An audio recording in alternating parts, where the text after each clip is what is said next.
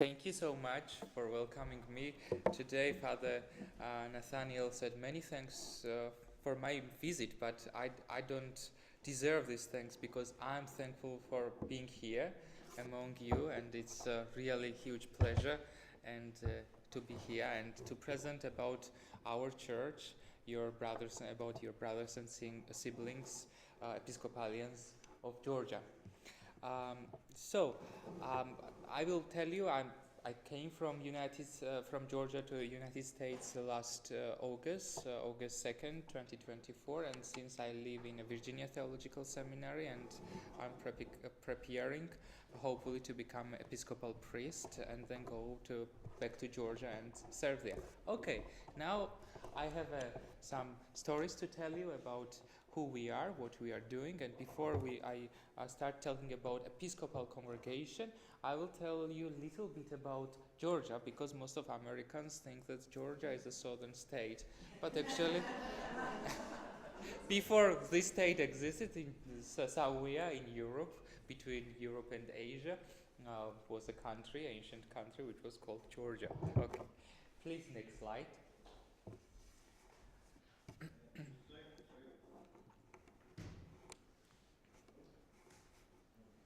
Yeah.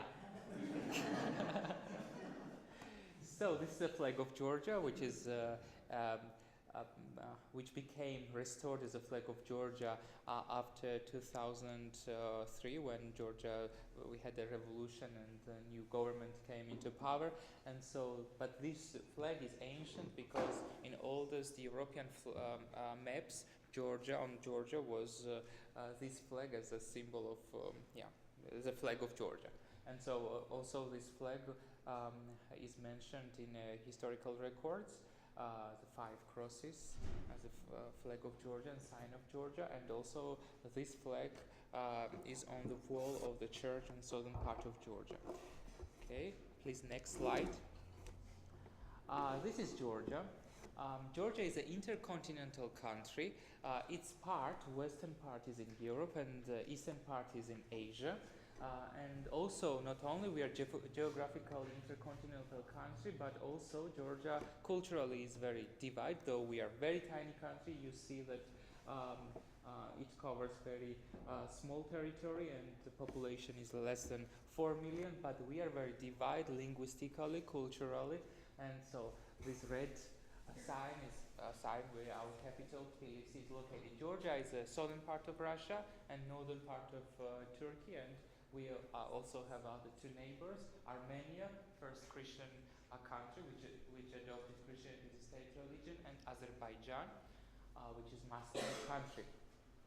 And our capital is, as already mentioned, is Tbilisi. Please next slide.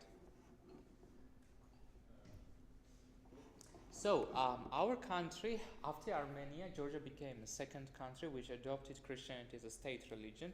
You know, First Nation which adopted Christianity as their religion. First Nation was Assyrians, but they did not have any sovereignty. They did not have a country because their country was already destroyed. So they were First Nation. But first two countries who adopted Christianity as a state religion was first Armenia and second is Georgia, and then was Roman Empire. So Christianity is a very important part of Georgian identity. We can discuss how it is really part of our spiritual identity, but culturally it is a really very important thing. And also in Georgia, if you want to be a really good Georgian, you have to be Georgian Orthodox Christian. Of course, I don't agree because I understand myself fully Georgian, but yeah. Georgian Orthodox Church is a dominant church, which has 83% of population belongs to this church. Please, next slide. I have some pictures of Georgia for you to have an idea that it's a beautiful country also. It's a Kakheti region, it's the eastern part of Georgia. Next slide, please. It's a mountainous region in the western part of Georgia, west-north. Next slide, please. It's a capital, Tbilisi. You can see old buildings and modern buildings together, and it's really a mixture of everything now. Next slide, please. And this is my hometown, Kutaisi, which was also capital of Western Georgian Kingdom, which existed. And this is a cathedral which was built in 11th century and was destroyed by Ottomans and was restored a few years ago and became again cathedral church of my city. Please, next slide. When I founded congregation in Georgia, Anglican Communion and Anglican Episcopal church or congregation this time did not exist.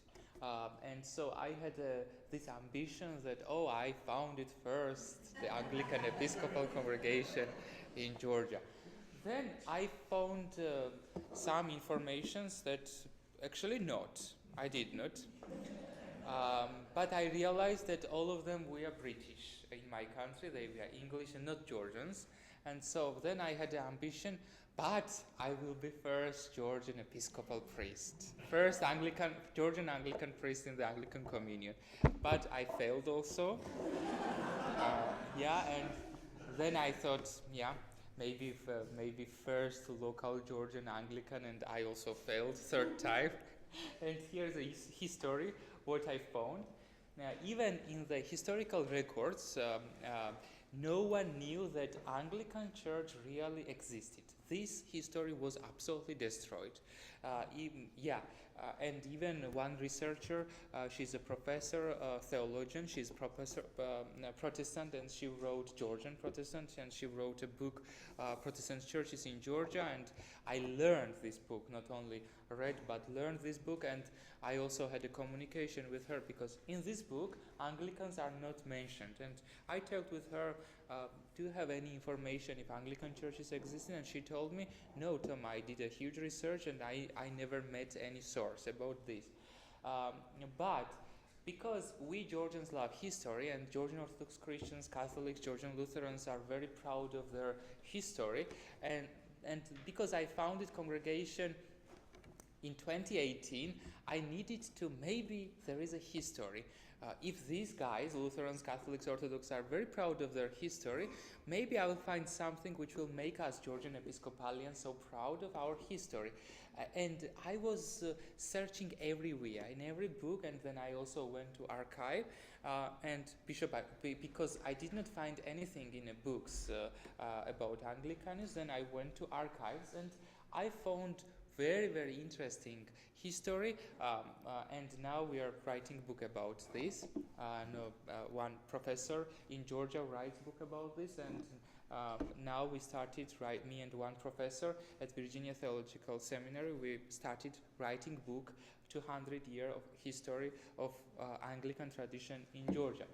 And this man is a Reverend Joseph Wolf. He was a very interesting person because he was German Jew, son of rabbi, who converted to Catholicism, and from Catholicism he converted to Anglican Church, Church of England, and he was Orientalist. He spoke perfectly Yiddish, of course, as his native language, German, Hebrew, Aramaic, and also Arabic, and he started traveling in an Oriental, so-called, during this time they called it Oriental part of the world, and preaching Christianity among Jews.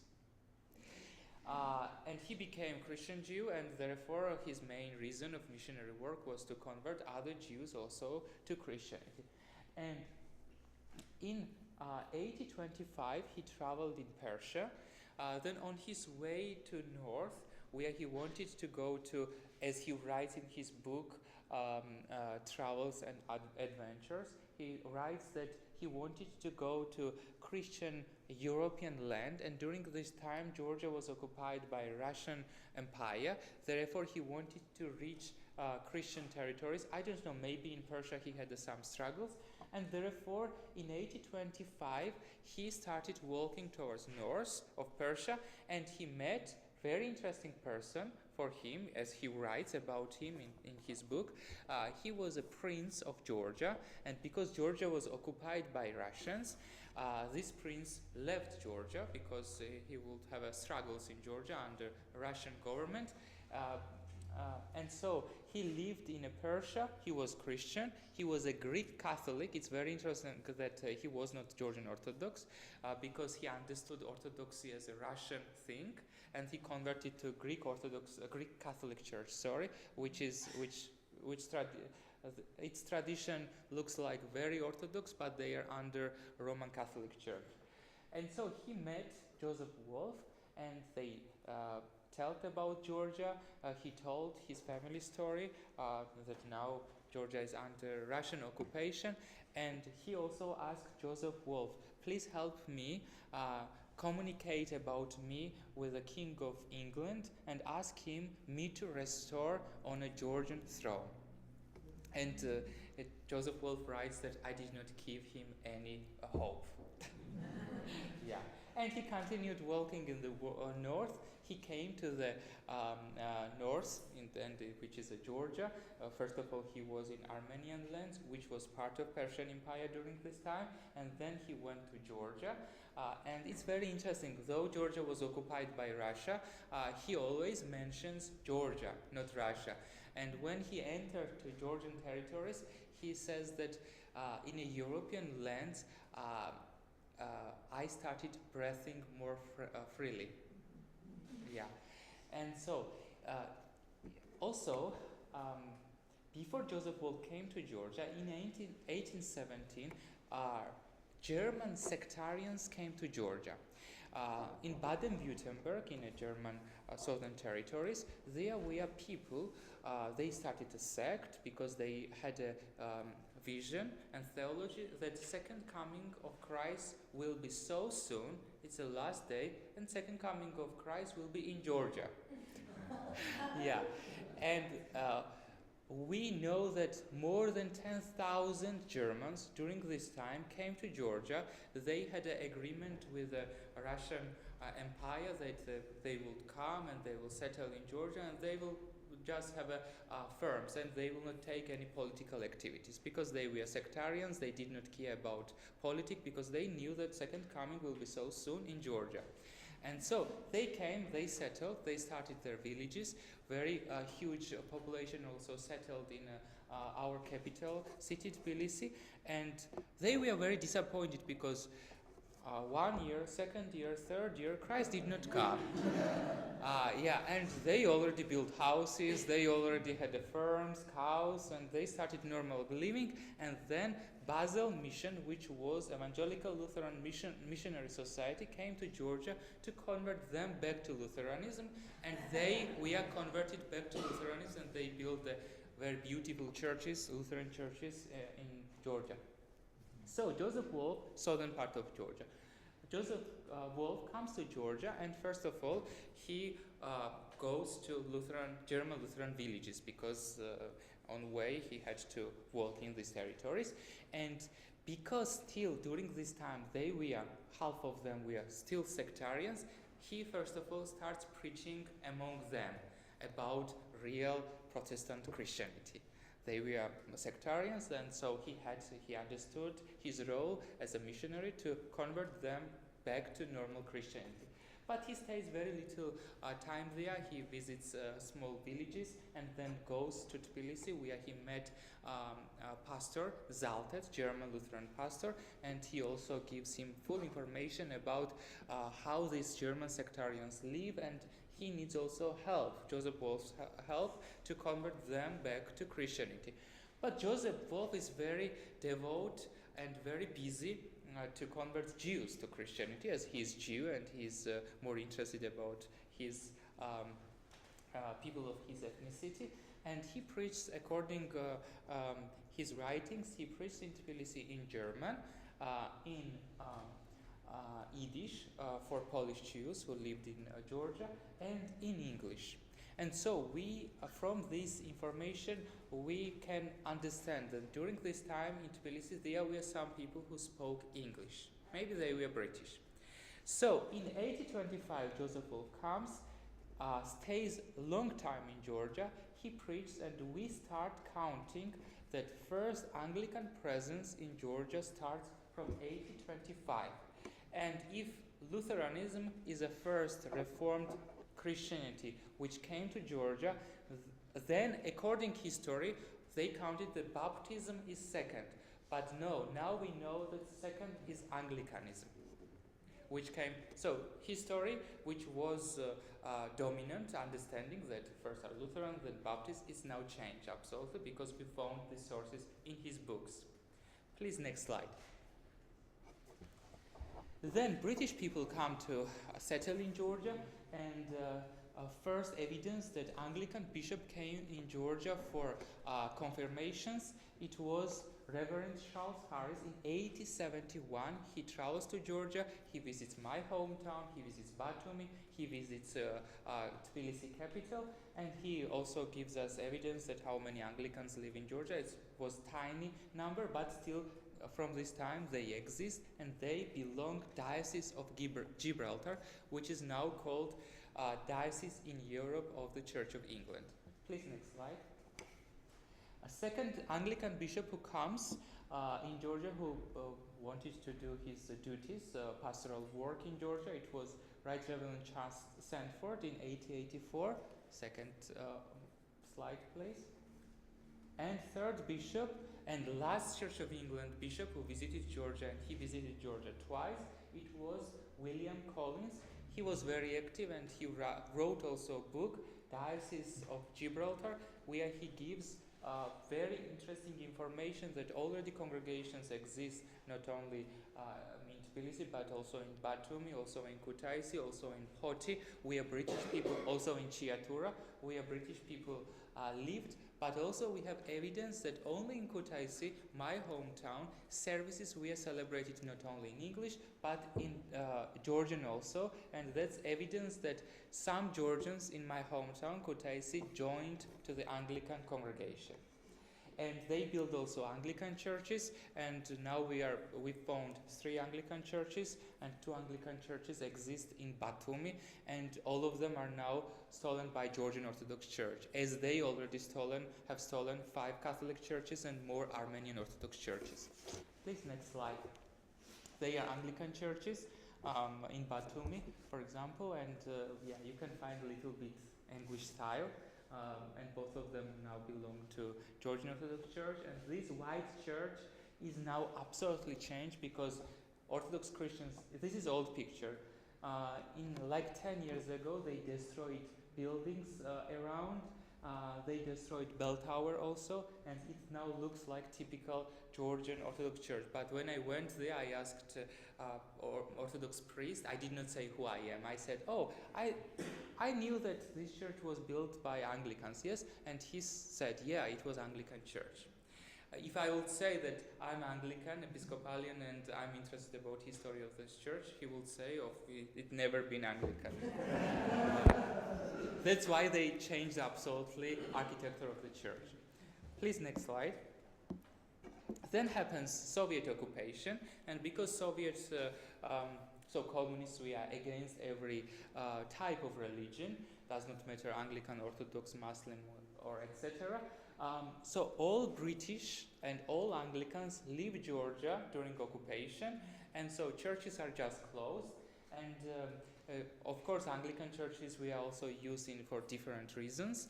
And during this time, in 1921, Anglicanism absolutely died, as died many other religions in Georgia.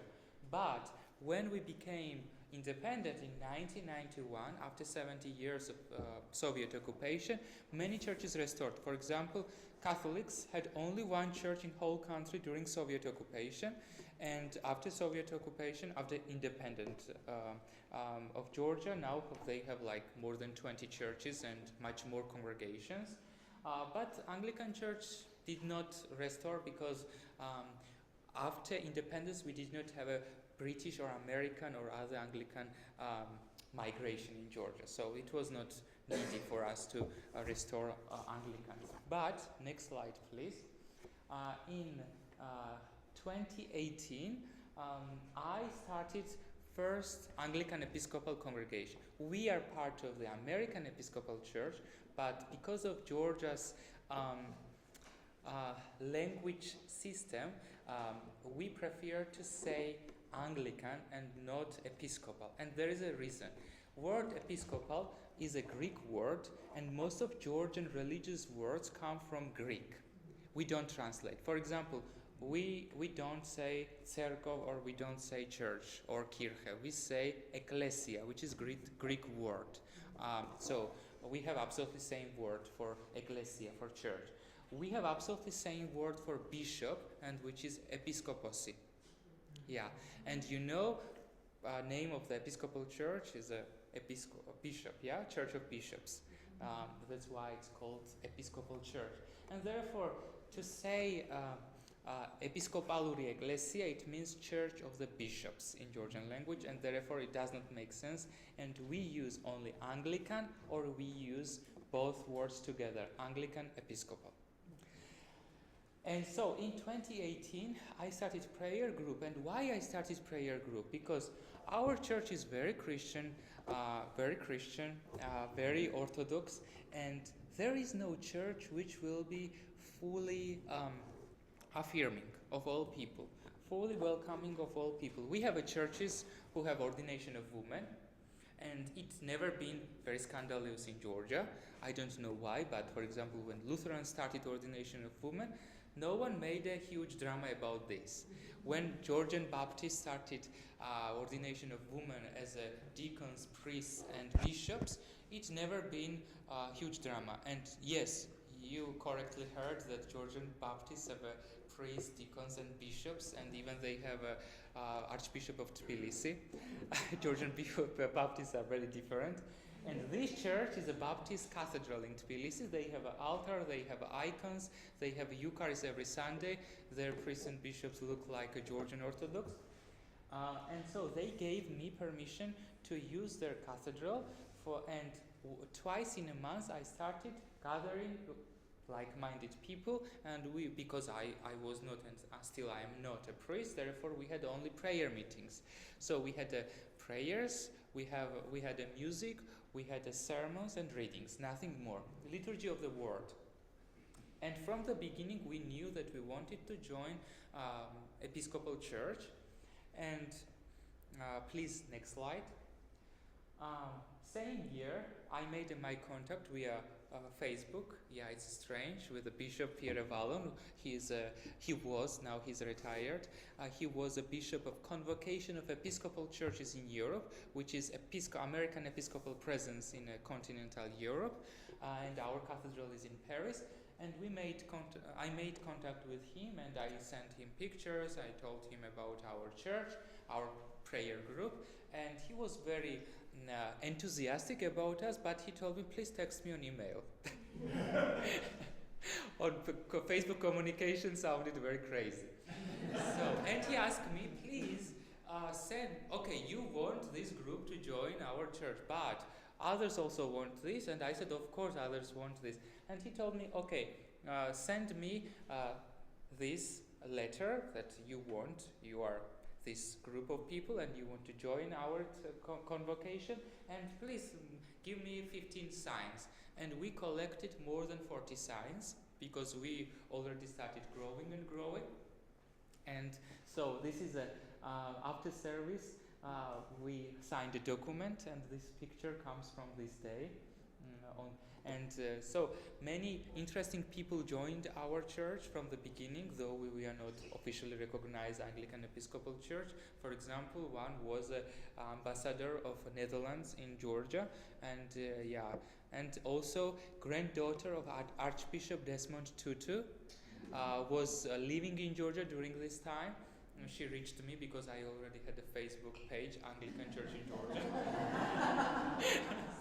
Yeah, he reached me, and she reached me, and she wanted to join Anglican services, and I told her about our church. She was living in Georgia only for 1 year. She was volunteer. She was teaching Georgian children English language without any payment. It was her volunteer work, and that's why a few years ago President of Georgia granted her honorary citizenship of Georgia.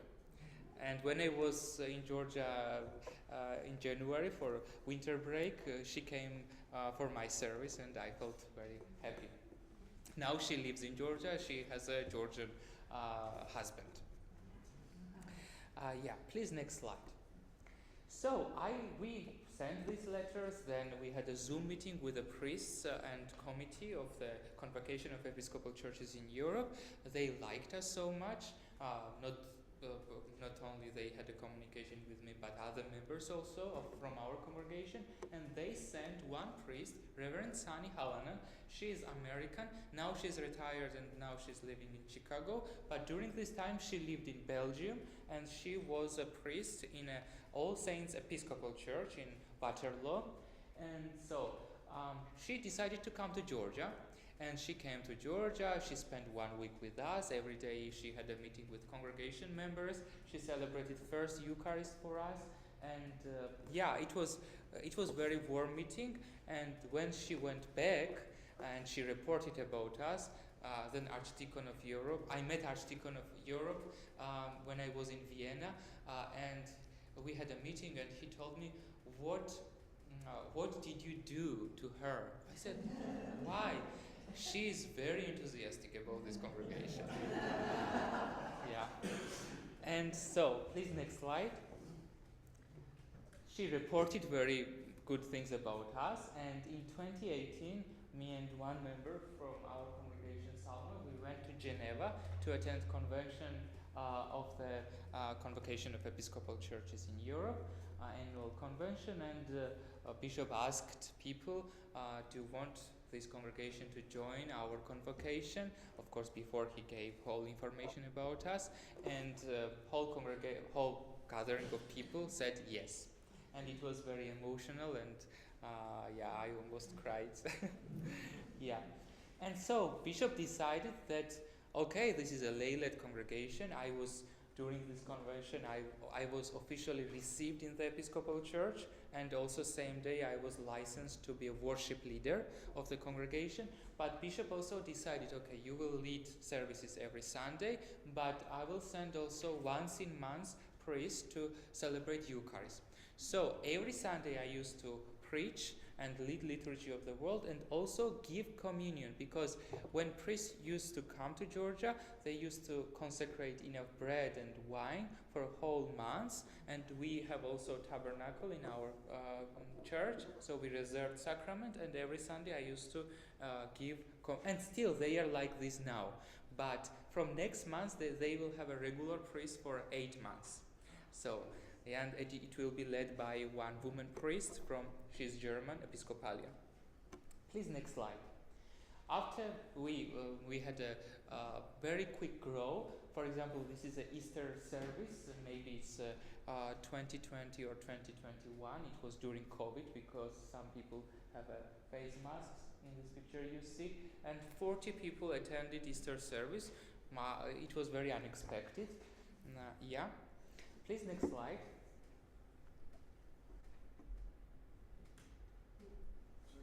Yeah. Our Bishop Mark Addington came in Georgia, and so I want to tell you a sad story that we worshipped in a Baptist church, but from time to time we realized that Baptist bishop, whose cathedral it was, became very unfriendly to us. He was friendly to me and to some members of our congregation, but for example, when he saw that priests are coming from Europe, he became very unfriendly. He even did not say hi to our priests.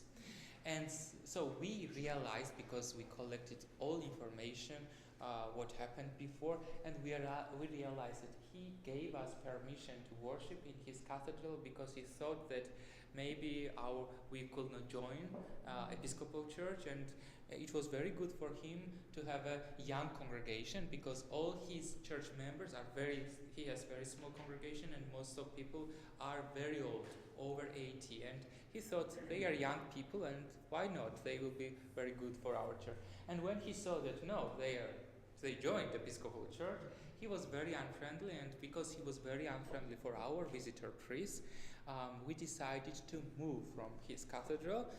We did not want any affiliation with his church, and we never had any conflict. We did this without conflict, and still when we meet each other, we are very friendly. So when our Bishop Mark came to Georgia for the first time, we knew that huge crowd of people will come. 17 people we are received and confirmed, and for our bishop's practice it was highest number of confirmations and receptions. And Roman Catholic Bishop of Georgia gave us permission to use Catholic Cathedral in Tbilisi, where our bishop celebrated Eucharist. Our founding mother, Reverend Sani, you see her, came to Georgia also. Yeah, we had a full choir. Ambassador of United Kingdom attended. Then also Ambassador of United Nations. He was British, joined our congregation. He became very active member. He attended, and he later became also friend of Bishop Mark. And so, 200 people attended. Catholic bishop also, Armenian bishop also, Lutheran pastor, and Orthodox priest. Please, next slide. Here you see people, newly received people in our congregation, and we also became very diverse because you see people of different colors, yeah? One lady who stands lighted lamp nearby with a head cover, she's transgender woman. She also joined, and so we are very, and one lady here with a face mask, she's a founder of Tbilisi Pride organization, and we have some Indian, Nigerian, and American members here who we are received and confirmed. Please, next slide. Sorry. Yeah, and though our church, I already told you that we are only church which conducts same-sex marriages in Georgia. I want to tell you that church marriages are not recognized by the government, any marriage, nor heterosexual nor homosexual, because Georgia is officially secular country, though Orthodox Church has a huge power. So even Orthodox marriages are not recognized by country. So we as a church have absolutely freedom to do same-sex marriages. We did not have this restriction, but I don't know, maybe after a few months we will have such restriction. And because we did not have a full-time priest in Georgia, I was licensed by my bishop to do marriages without blessings. And so I used to conduct marriages, and because one member from this lesbian couple was a member of our congregation, and they reached me, they wanted to be married in our church, and they were prepared. I prepared them, and I did their marriage in my living room. Because I knew that there is no church in Tbilisi which will rent their church to us for such services. Because this Baptist church, who claims that they are also very open-minded church, though they say that they don't do marriages for same-sex couples, but they say that everyone are welcome. Once we ask them we will pay for their cathedral, and in a closed doors we will do our same-sex marriage, but they said no, you cannot do this. So we did this in my living room, but 25 people attended. We had a photographer, and everything was so beautiful, because also in my living room I have an organ, and so we had a good music also. So, and after 2 months, when it happened, you cannot see who was married, because we hid this. This picture was posted on our Facebook page, and after then I received 300 death threats, because they did not know who we are married, because it was hidden, but they knew who did marriage ceremony. And therefore it was actually it happened in June, and it was August 5, after 2 months, when it was my birthday, and all my congregation members, our organists and active members of church, and my friends, we are at my apartment, and we were celebrating, we had a cake, and I received a video call from Facebook from our priest in Belgium, Reverend Sani. I showed you her picture. And it was unexpected, because she already sent me a birthday greetings. Thank you. And I answered, and she told me, "Thoma, do you know what is going on Facebook?" I said, "No, we are celebrating here." go now and see under this post what happens. And I went there, and still you can see this post. We never deleted this post on our Facebook page. You can find terrible comments that next Sunday we'll go to the church to destroy. And then there is a party, Georgian Conservative Movement Party, and they also shared this post on their web pages and groups. And it was a huge hate towards our church and towards personally me, and we cancelled services next 3 Sundays because we had a real fear that something will happen.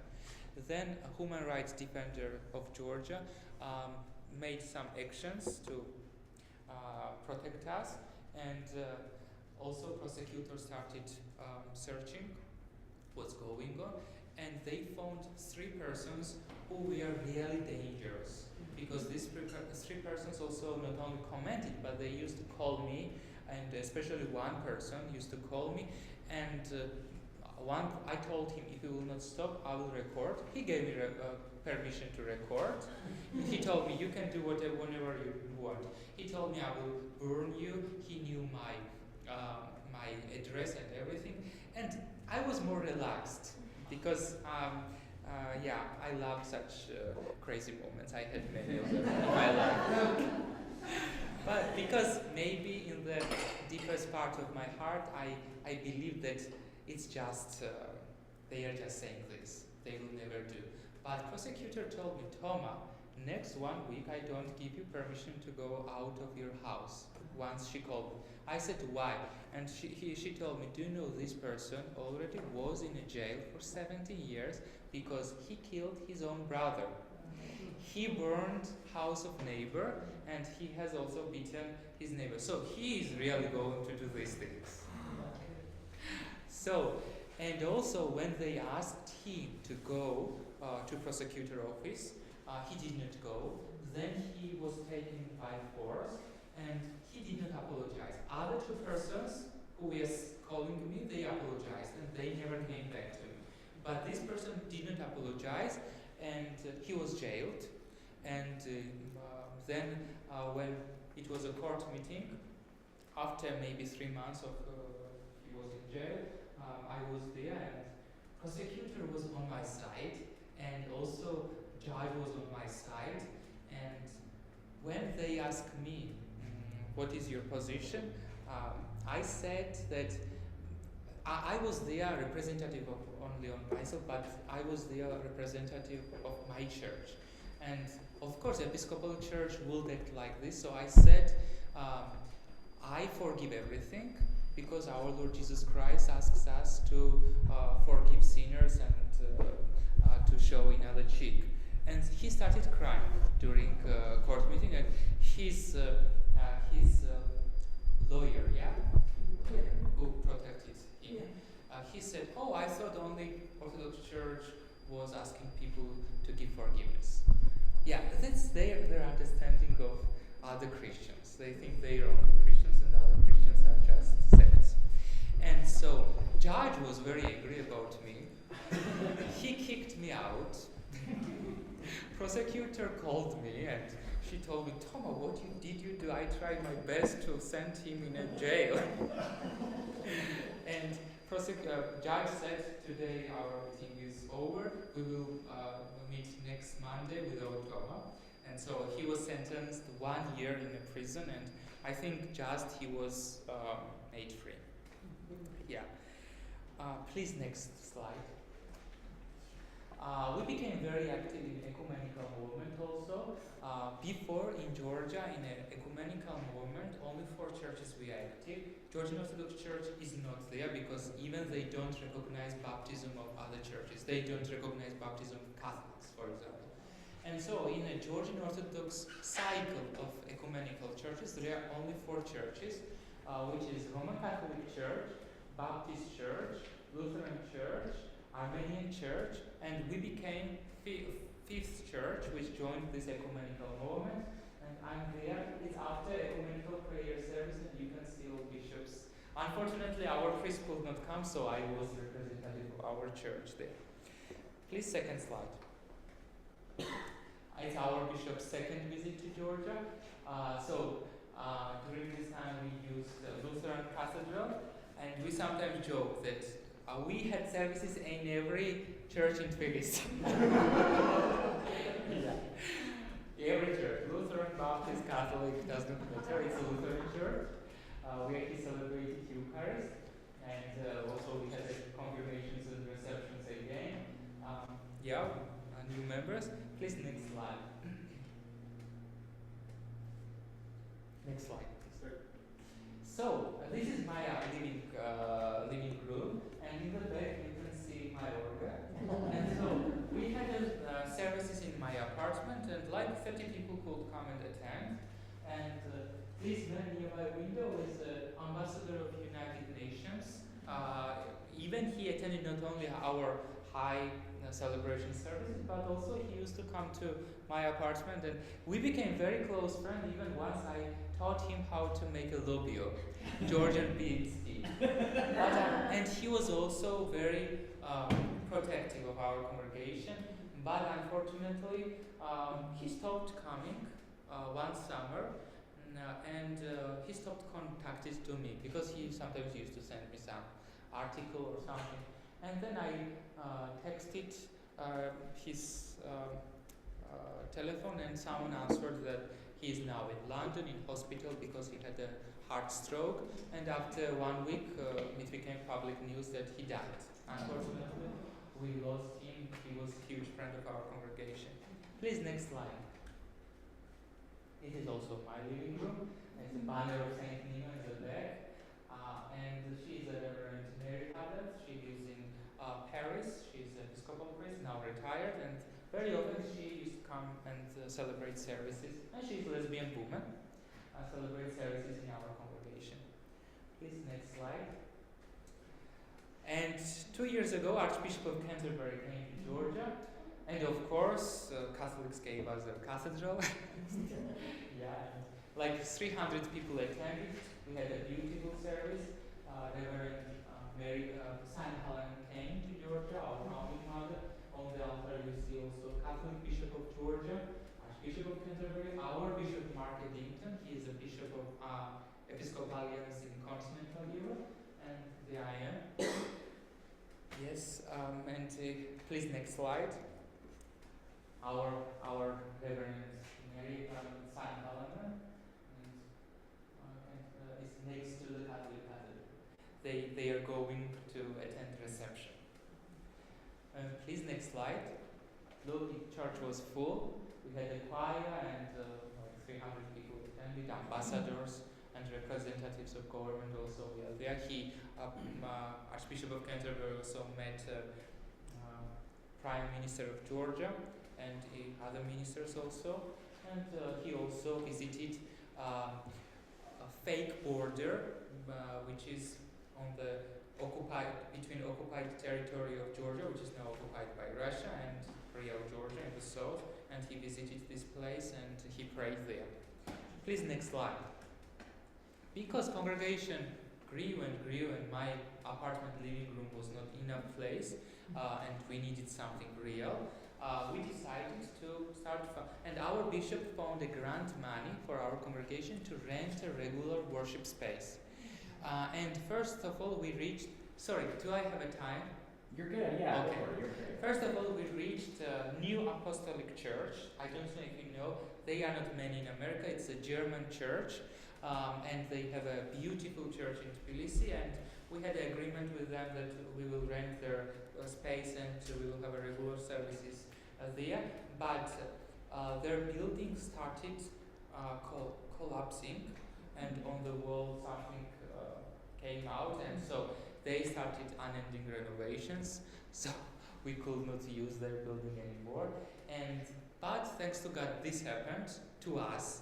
Now they are good, but because I found very good place in the heart of city, and it looks really ancient church, though it's underground, so it's under building. It's a Marjanishvili Square. It's a very, very prestigious place. And so we found this place, we renovated it. It's a 19th century.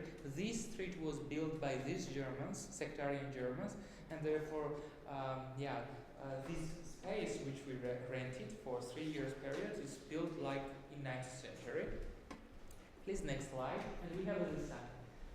And so you can see from above, you go down, and we have an altar, we have a tabernacle, we have 2 rooms only. This is a worship space, and in the door you see it goes where we have a table for coffee hour, and we have a small sacristy, small toilet there. Please, next slide. A famous Georgian icon painter made this icon for our congregation. It is our altar icon. And when he asked me what Bible verse do you need to be written on the open gospel, it's a Georgian traditional icon painting system. We decided to put a Bible verse from Gospel of John. The truth will set you free, because it sounds why our congregation was made. We want to be followers of Christian truth, which is risen Christ, but we want to do this with the freedom that you are not obliged to be celibate if you are gay or lesbian, yeah? And we decided to make a church with the Orthodox faith, Catholic practice, and progressive understanding. And this Bible verse is all about this. And also, this Bible verse is written on the seal of the Anglican Communion in Greek.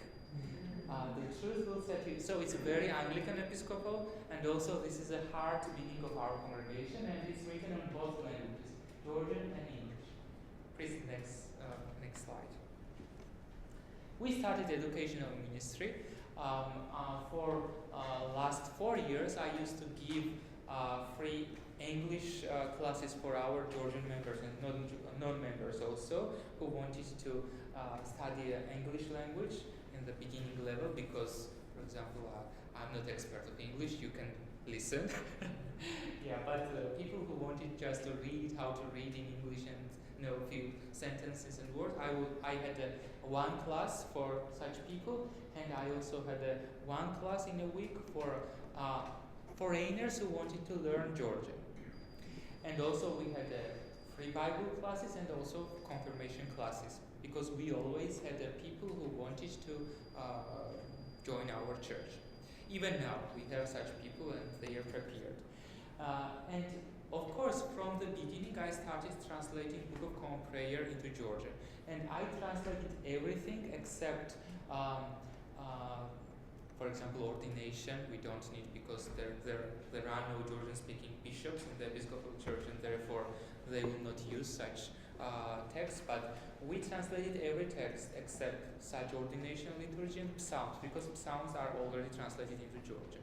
But otherwise, even Holy Eucharist, Rite 1, Rite 2, collects, morning, evening prayer, compline, and every ministration to the sick, all these texts are Grace Litany, everything is translated already. And I spent 7 years of translating. Still I continue, because I still have to translate burial, rite of burial. I did not translate, because thanks to God, no one died of our congregation member in Georgia, because ambassador died in Great Britain.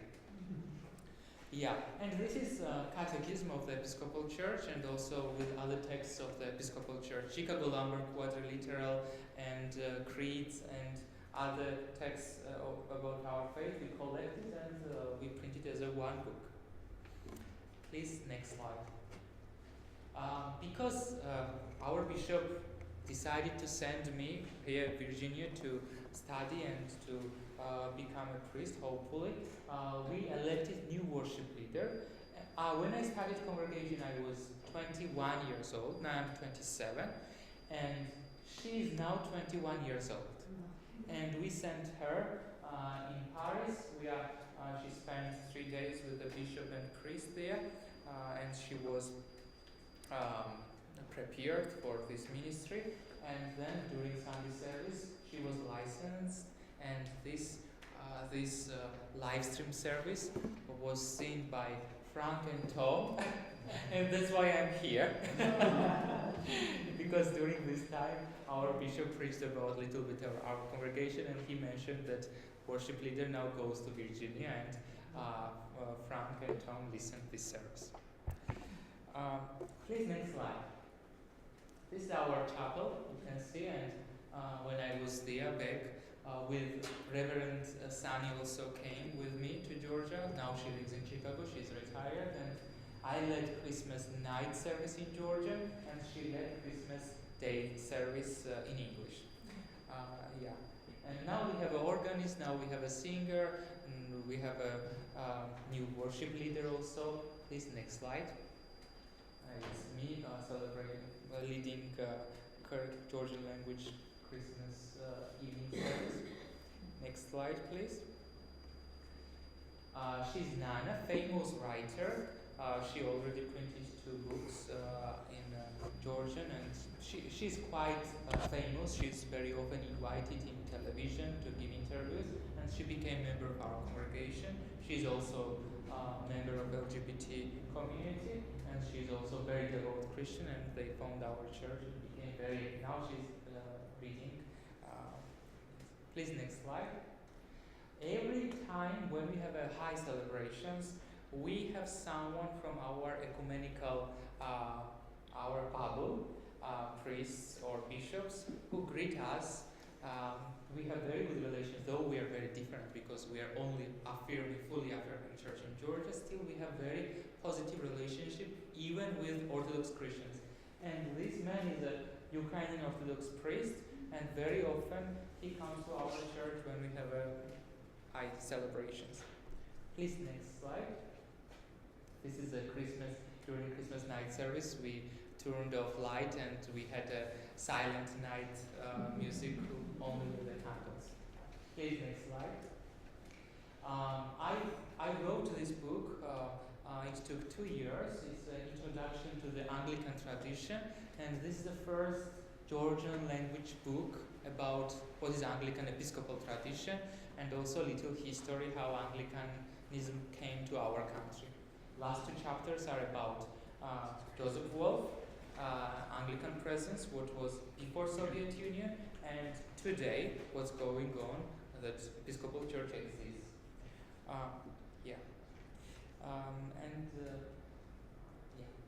That's all what I wanted to say, and now I'm looking forward to listen your questions. And please, next slide.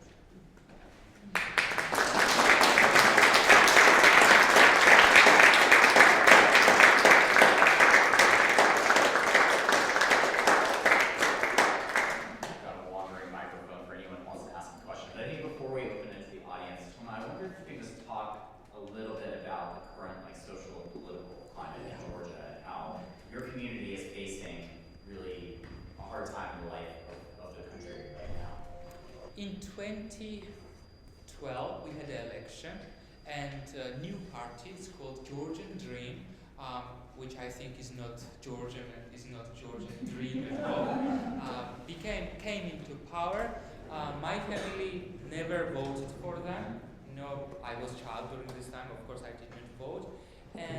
But unexpectedly, they started some positive things. For example, they wrote in Georgian constitution, they changed constitution, and they wrote that Georgia will join NATO and European Union. Georgia was already on this way, but they proved this, that they will continue this, to write this in the constitution of Georgia. They also made a new law, it's anti-discriminatory law, which means that you cannot discriminate someone because of sexual orientation, for example, or for other reasons. Some positive things happened, but everything changed and still they are in government. From 2012 till now, they are in government. It's the longest state Georgian government, party in Georgian government. Other time we had 9 years when government stayed into power, party stayed in power, or shorter periods. But this is the longest in the history of independent Georgia. And when Ukrainian-Russian wars, okay, when Ukrainian-Russian war started, and Georgia already had a war with Russia in 2008. So they decided if Russia attacked Ukraine because Ukraine wants to join European Union and NATO, and so we do, we will be next. And they were, and still they are under panic. Georgian people are not in such panic. They are just in panic that we will be next, because I don't think Russia now has a time for Georgia, and already Russia has occupied 20% of Georgia. They already took what they wanted, and now their main thing to think about is Ukraine, not Georgia. So they think that we will be next, and therefore in the beginning they decided to let's become neutral, but now we see that this neutrality is not just neutrality. It's not neutrality like Switzerland or Austria does. It's a pro-Russian neutrality. Yeah, and not only they are just neutral now, but now they decided to change laws. So in post-Soviet world, Georgia was country which had best laws towards LGBT people. Yes, Georgia, not Baltic countries, though they are part of European Union, but Georgia had the best laws for LGBT people and protection. And homophobia level was not as high as other former Soviet countries, though we are so-called traditional country, Orthodox country, and etc. And I'm a gay also, and I was born and raised in Georgia. I was always out about my sexuality. I was used to wear an earring.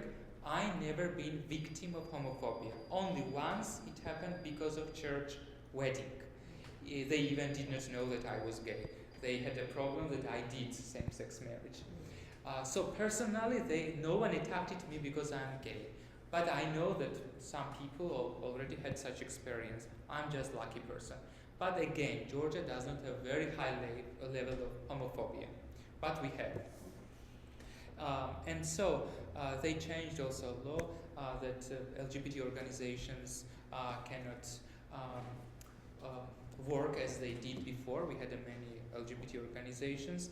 Now sex change surgeries are against law. You cannot do if you're a doctor, sex change surgery. Also, LGBT manifestations and prides are prohibited, though it was okay before. People had always protest against prides and such things, but government always used to give permission. And yeah, Georgia became, and now they decided that they will stop their conversations with the European Union about joining Georgia to join European Union until 2028. And we had a dream and plan that we will join European Union in 2030, because the European Union plans to receive new countries into Union in 2030. And Georgia was one of the most progressive country in this cycle of countries who wanted to European Union. And we deserved really to join. But now this country, this government, this political party is going to stop this process. They say in 2028 we will restore our communication with the European Union. But trust me, just 2 years communication does not make us members of European Union in 2030. They are just again lying to its people. Because even these government supporters, most of them are pro-European Union. Because according research, more than 80% of Georgia's population wants European integration. Even they are lying towards their people who voted for them. And a few months ago, we had a new election, and I know all people around me are pro-opposition. Older people, younger people, they are always pro-opposition. Especially now, these last months, because we saw this government is lying. And we want European integration. And we had an election and they stayed in the government. Of course, this election is fraud. Yeah. And now Georgia was a strategic partner of United States in our region, and under Biden's administration, this strategic partnership was stopped.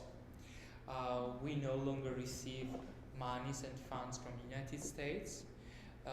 European Union also stopped any help for Georgia because of Georgian government is not recognized as a real government, and only help in this process was our president, first woman president of Georgia, Salome Zurabishvili, who became very he was supported by government when she became president, and during this time when she saw how government is acting, she became opposition.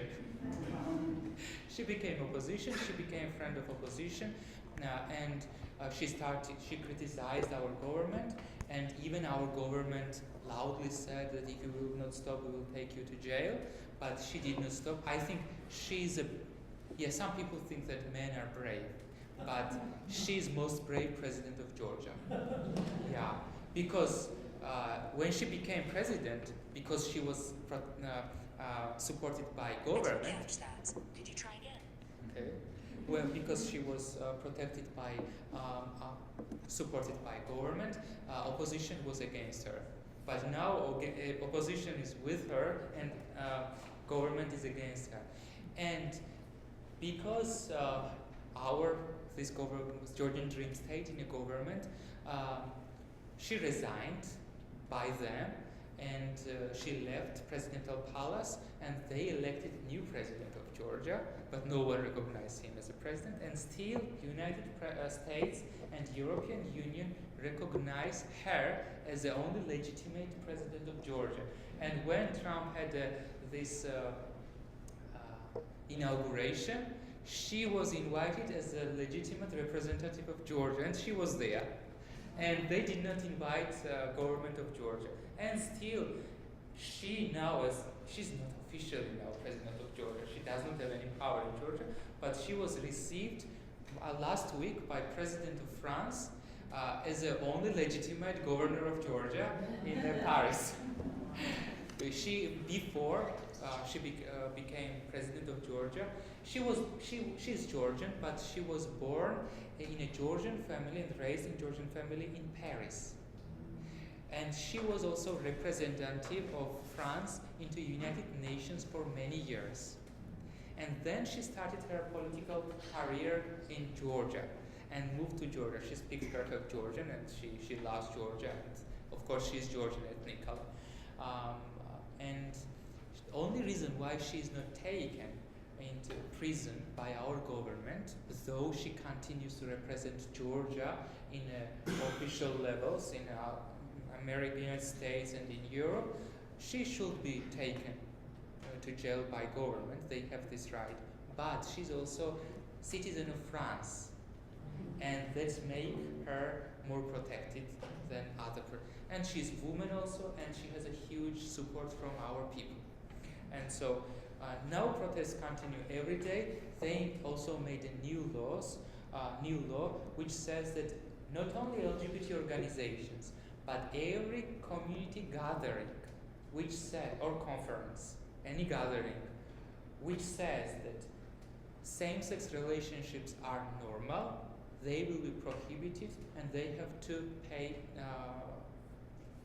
fine. And we are under this fear now, our church, because not only we only say, we do, and it is written in our books that, same-sex couples are okay in our church. And so we have a fear that one day they will come to us also, and they will close our public space of worship. Of course, we will continue maybe in a small apartment worshiping, but they can close our public worship of space. And we have this fear now. Now they are very busy because opposition has manifestations every day in many cities, and they are struggling with them. And most of Georgian ambassadors in the world resigned because they don't want to serve this country, this government. And our ambassadors built best relationship with the European Union countries, with the United States, and our ambassador in France, Italy, Baltic countries, in the United States, they resigned 2 months ago because they don't want to serve this proud government. And now we are very in bad situation, and please pray for Georgian Episcopalians, for our country in general, because I don't know. I don't have a lot of hope, and I don't know what will be. But we will continue existing. I'm 100% sure, because we have a strong people.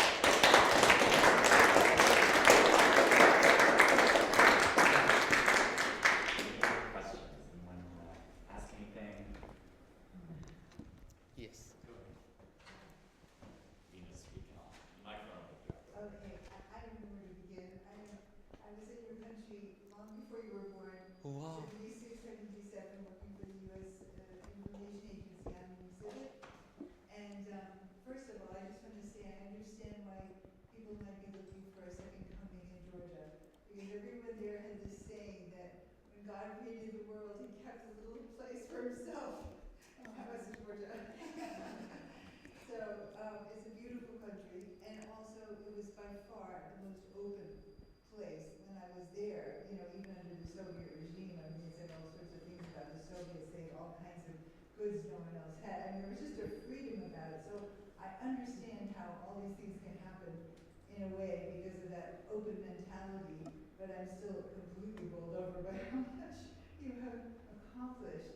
And I honestly really think, as a religious person myself, that it comes from your love, you know, just your love of humanity and your trust in God.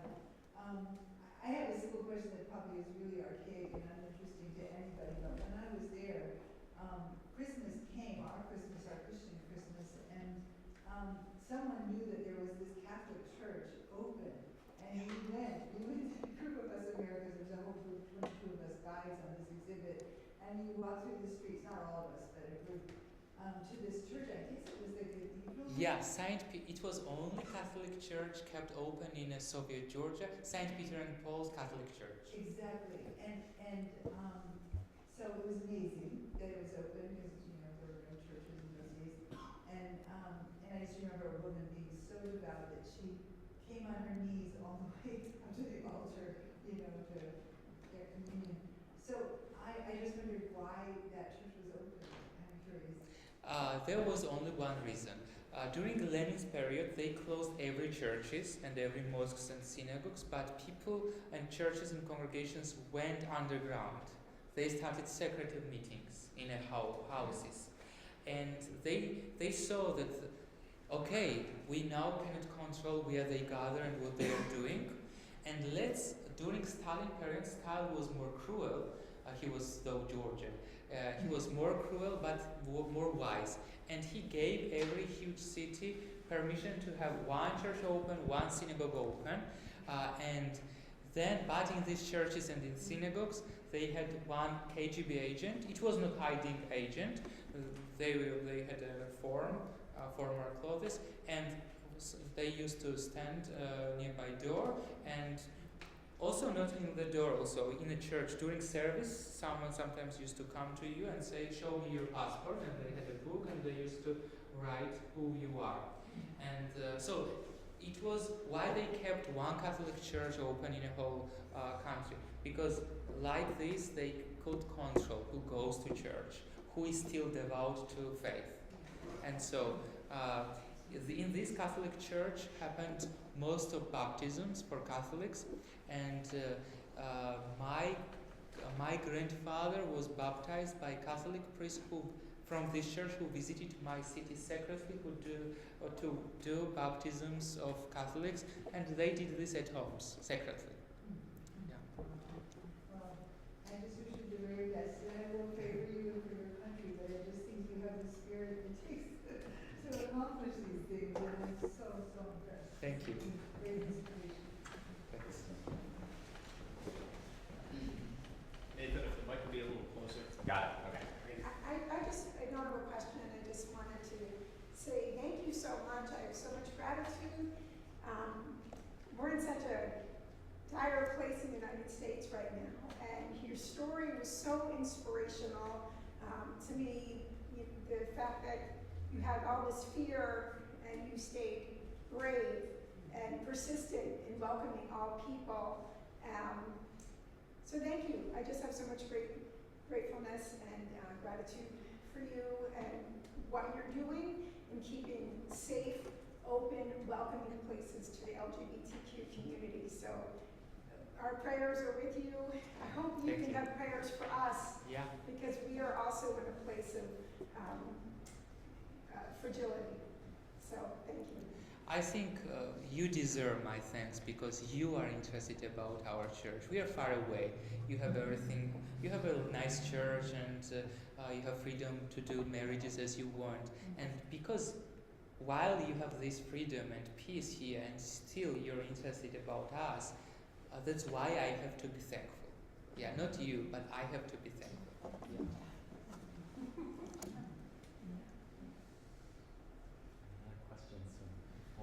And is it, I don't know if anyone online has typed anything into the chat, or do you have anything from them, Will? Don't really see anything. Okay. Well.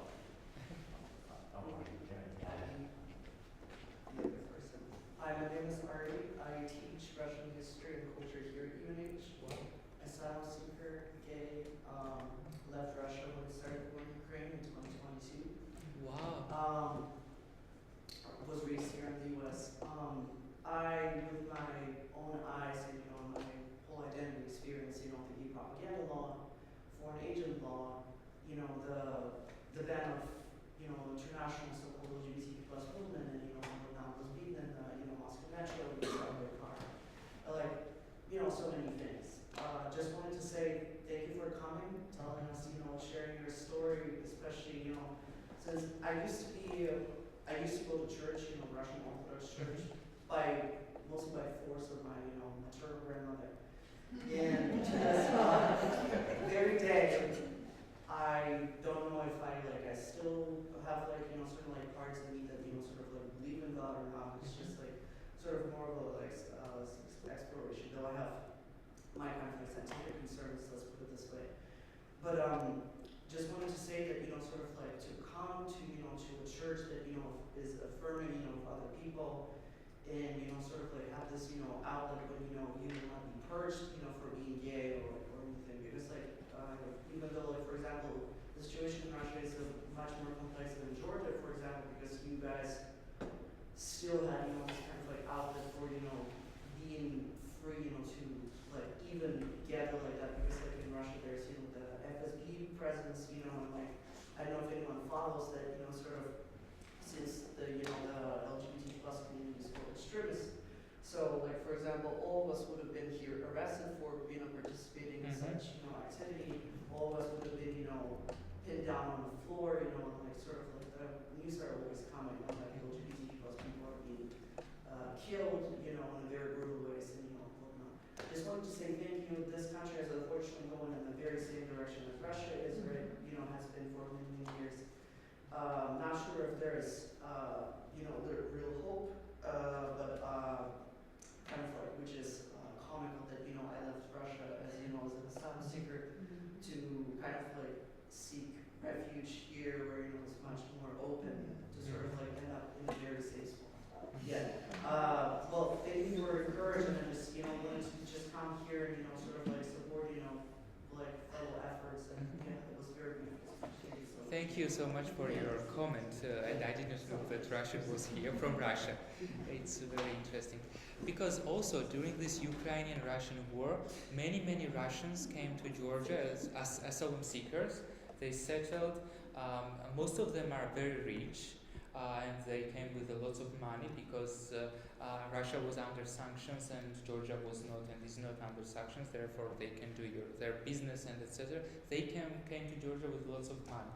And the interesting thing, we don't do aggressive missionary work in Georgia, yeah? We just have a Facebook page, we have our bubble of people, our group, and for special celebrations, yes, we invite some people, friends, invites friends.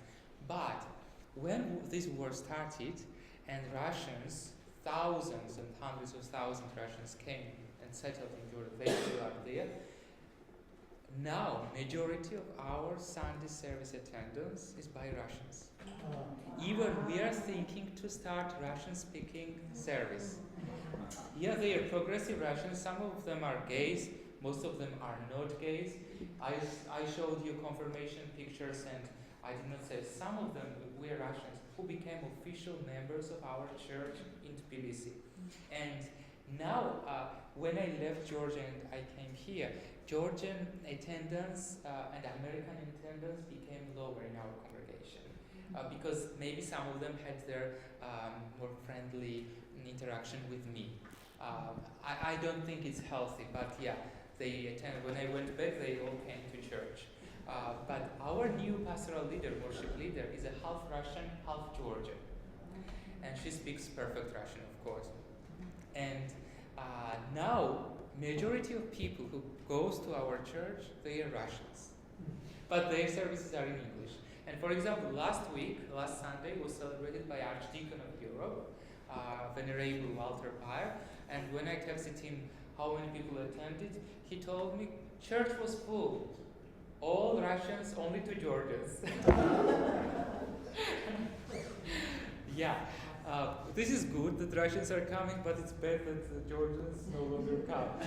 Because one day I believe that like Jesus rose again, we believe that Jesus really rose again. It's not just a beautiful idea, but we Christians believe it's a reality that bodily Christ rose again. We believe that love will rose again in Georgia, in Russia. This war will end. These Russians peacefully will go back, and so we need Georgians to be more active in church. Yeah, but maybe you don't believe God anymore, but remember one thing, that God believes in you still. Yeah. And this church, I don't know if you're here for the first time, but I believe that this church will be best representation of God's love for you. Well, thank you all. Thank you all for taking the time to be here.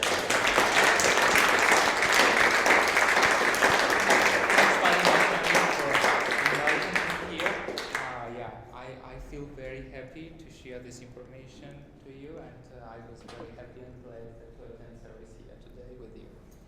I think there are still snacks in the parish hall, so I imagine Thoma might be able to stick around for a few more minutes. So if you have any questions that didn't get answered or want a little more time for conversation, please you can stick around. And thank you to all those who are with us online. You know, we kind of have to quickly adapt to figuring this out. Sorry we weren't able to bring your voices in, but you know, please reach out to me. I can connect you to Thoma. I'm sure Thoma would love to hear from you by email and anyway. If you have follow-up questions for him or want more information, or if there's anything that didn't get mentioned, please feel free to reach out to St. George's, and I can connect you with him, and we can open those channels of communication.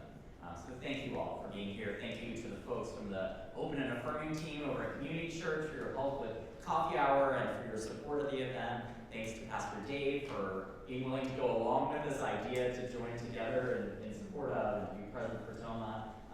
Thank you all for your presence here. May I add something? Please do. Just 2 minutes. I forget to put this in slideshow, but in Episcopal Church, I already told you there was one Georgian priest, Leo Malania, and he was very interesting because he was not ordinary priest. He is maker of 1979 Book of Common Prayer. He was coordinator of revision of the Book of Common Prayer. He was a leader of this committee. And he got honorary PhDs from Nashville House, for example. He was teaching in a Mercer School of Theology in New York, and he was very active. And for example, post-communion prayer, which we prayed today, Heavenly Father, you have gracious, this was written by him. Yeah, ministration to the sick was written by him alone. Catechism of the Episcopal Church was written by him. He was born in Tbilisi in 1911. His father was a minister in Georgian independent government, and because of Russian occupation, family left Georgia.